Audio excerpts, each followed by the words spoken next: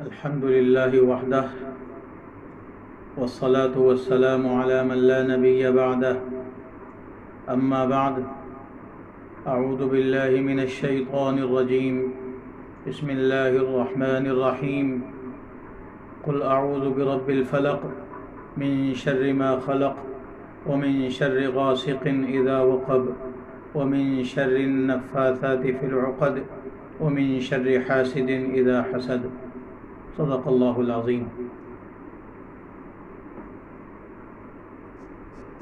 گزشتہ کل یہ بات سامنے آئی تھی کہ سورہ فلق میں اللہ تعالیٰ نے حاسد کے شر سے بھی پناہ مانگنے کا حکم دیا ہے،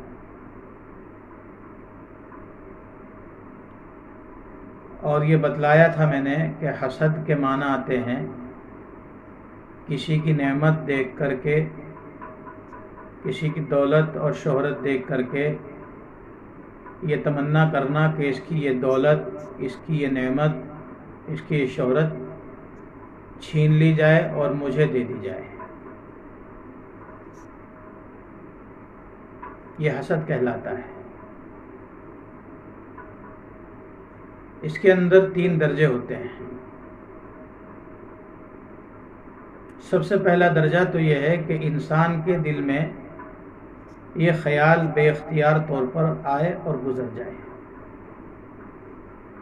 یعنی کسی انسان کو دیکھا کہ اس کو اللہ نے خوب دولت دے رکھی ہے، خوب مال اس کے پاس موجود ہے، بڑی بڑی فیکٹریاں موجود ہیں، یا کسی آدمی کو دیکھا کہ وہ بہت اونچے منصب پر فائز ہے،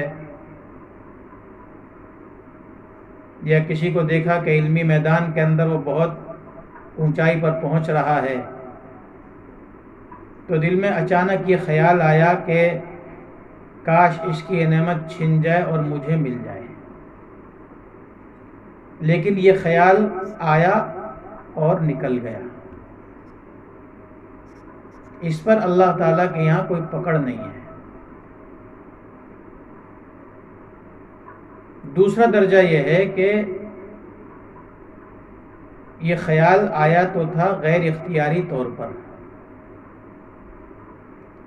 لیکن پھر یہ خیال اس کے دل کے اندر جم گیا، اور پھر اس نے باقاعدہ اس کی تمنا کرنی شروع کر دی کہ اس کی یہ دولت چھل جائے، مجھے مل جائے، اس کا یہ منصب چھین لیا جائے، مجھے دے دیا جائے۔ اب وہ باضابطہ اس کی تمنا کرنے لگا ہے۔ یہ چیز جو ہے وہ قابل مواخذہ ہے۔ اور تیسرا درجہ اس سے آگے بڑھ کر ہے،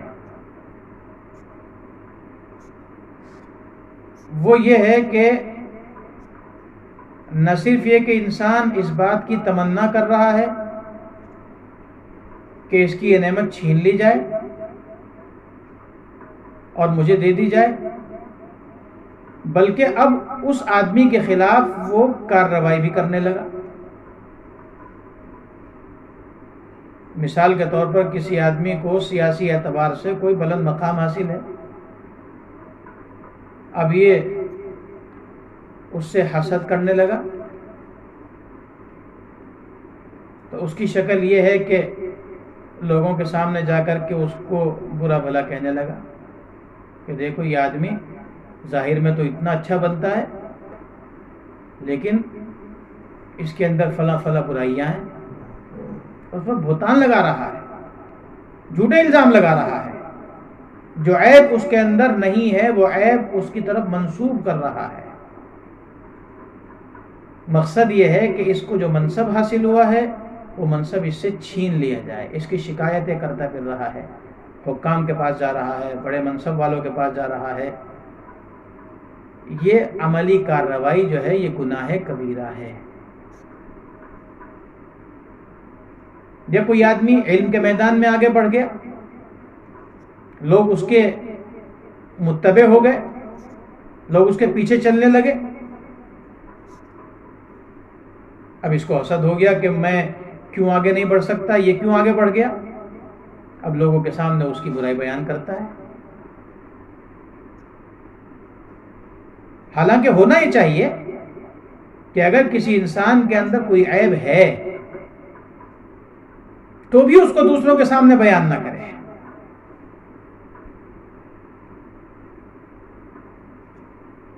اگر آج ہم کسی کا عیب بیان کریں گے تو ہم بھی بے عیب نہیں ہیں، ہمارے اندر بھی عیوب ہیں۔ اگر ہم اس کا عیب بیان کر رہے ہیں تو وہ جواب میں ہمارا عیب بیان کرے گا۔ وَفِيكَ عُيُوبٌ وَلِلنَّاسِ أَعْيُنٌ، تمہارے اندر بھی عیوب ہیں اور لوگوں کے پاس دیکھنے کے لیے آنکھیں ہیں۔ اگر تم کسی کی عیب جوئی کرو گے تو دوسرا آدمی تمہارے عیبوں کو ظاہر کرے گا۔ اگر کسی کا عیب پوشیدہ ہے تو شریعت کی تعلیم یہ ہے، احادیث ہمیں یہ بتلاتی ہیں کہ ہمیں اس کے عیب کو ظاہر نہیں کرنا چاہیے، بھلے ہی ہمیں معلوم ہو۔ اگر ہم کسی کا عیب دنیا کے اندر بیان کر کے اس کو رسوا کرنا چاہیں گے تو آخرت کے اندر اللہ رب العزت ہمارے عیوب کو سب کے سامنے ظاہر کر کے ہمیں رسوا کر دیں گے۔ اس لیے اگر کسی انسان کے اندر عیب ہے، ہمیں معلوم ہے، تب بھی ہمیں لوگوں کے سامنے بیان نہیں کرنا ہے۔ ہاں ایک شکل ہے کہ کسی شخص کو کسی منصب پر فائز کیا جانا ہے اور وہ آدمی اس منصب کے لائق نہیں ہے، تو ہم ذمہ داران کو کہہ سکتے ہیں کہ بھئی یہ آدمی اس منصب کے لائق نہیں ہے، یہ عیب میں نہیں آئے گا۔ لیکن جس کو منصب پر فائز کر دیا گیا ہے تو اس کے پیچھے نہ پڑے، محض اس وجہ سے کہ اس کا منصب چھین لیا جائے اور مجھے دے دیا جائے۔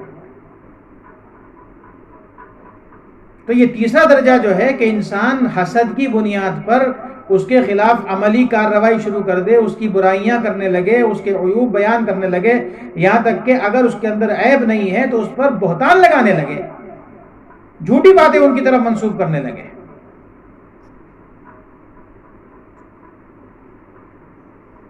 یہ طریقہ جو ہے بالکل جائز نہیں ہے، گناہ کبیرہ ہے۔ اب اگر کسی انسان کو کسی سے حسد ہو جاتا ہے تو اس کا علاج کیا ہے؟ امام غزالی رحمۃ اللہ علیہ نے فرمایا ہے کہ اگر کوئی آدمی غیر اختیاری طور پر حسد میں مبتلا ہو جائے تو بے شک اس سے مواخذہ نہیں ہوگا فوری طور پر اللہ تعالیٰ کے یہاں، لیکن بہرحال علاج کرنا چاہیے اس کا۔ اور اس کا علاج کیا ہے؟ اس کا علاج ایک تو یہ ہے کہ انسان اللہ تعالیٰ سے دعا کرے کہ اے اللہ، اس کو جو نعمت ملی ہے اس کی نعمت اس کے لیے باقی رکھ، اس کو جو دولت ملی ہے، اس کو جو منصب ملا ہے، اس کو دوام عطا فرما، استحکام عطا فرما، اس کے لیے دعا کرے۔ اور اپنے لیے اللہ تعالیٰ سے یہ دعا کرے کہ اللہ میرے دل کے اندر یہ جو تمنائیں پیدا ہو رہی ہیں، یہ جو جذبات پیدا ہو رہے ہیں، مجھے ان سے محفوظ رکھ۔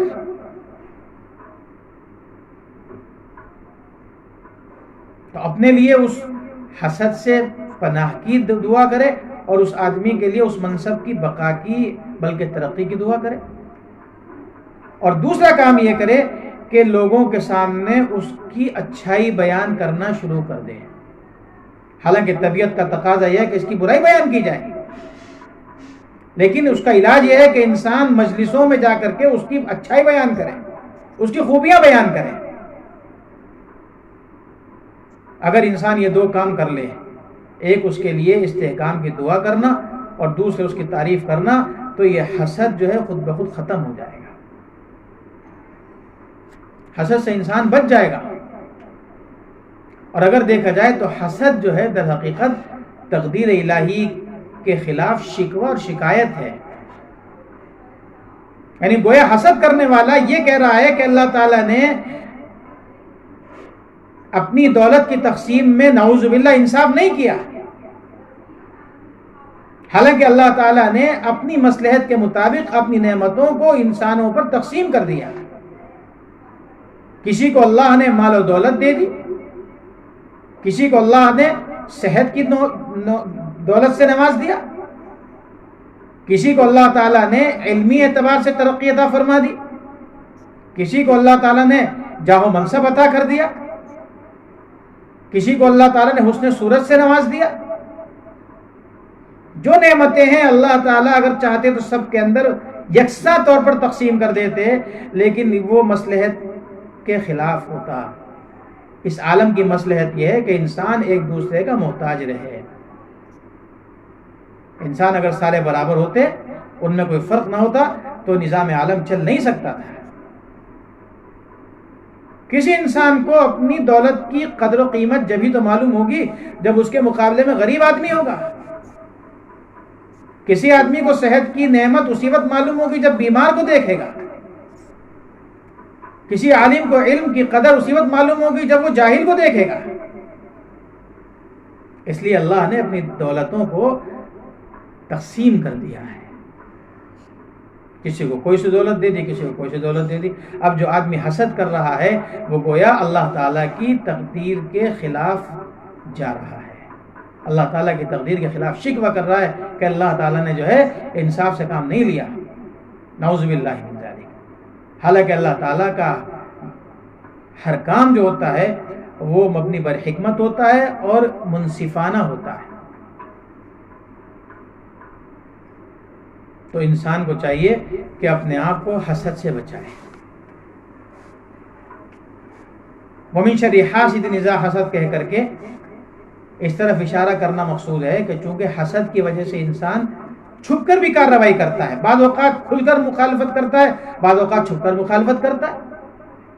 اب جو آدمی چھپ کر مخالفت کر رہا ہے اس کا ہمیں معلوم نہیں ہے، تو اس لیے ہمیں حکم ہوا کہ ہم حاسد کے حسد کے شر سے بھی پناہ مانگیں. بے شک ہمیں معلوم نہیں ہے لیکن اللہ تعالیٰ جانتے ہیں. جب ہم یہ دعا کریں گے تو اگر کوئی آدمی واقعتاً ہم سے حسد کر رہا ہے تو ہم اس کے شر سے بچ جائیں گے، اللہ تعالیٰ بچا لیں گے. اور اگر حسد نہیں کر رہا ہے تب بھی اللہ تعالیٰ ہمیں لوگوں کے حسد سے محفوظ رکھیں گے. اس لیے یہ دعا بھی بڑی اہمیت کی حامل ہے کہ انسان حاسد کے حسد سے بچے. اس لیے کہ حسد جو ہے وہ انسان کو بہت نیچے گرا دیتا ہے. حسد کی وجہ سے انسان نہ جانے کیسی کیسی کارروائی کرنے پر مجبور ہو جاتا ہے. اللہ تعالی ہم کو ان برائیوں سے محفوظ فرمائے اور قرآن کریم کو سمجھنے کی اور اس پر عمل کی توفیق عطا فرمائے. وآخر دعوانا الحمد للہ رب العالمین.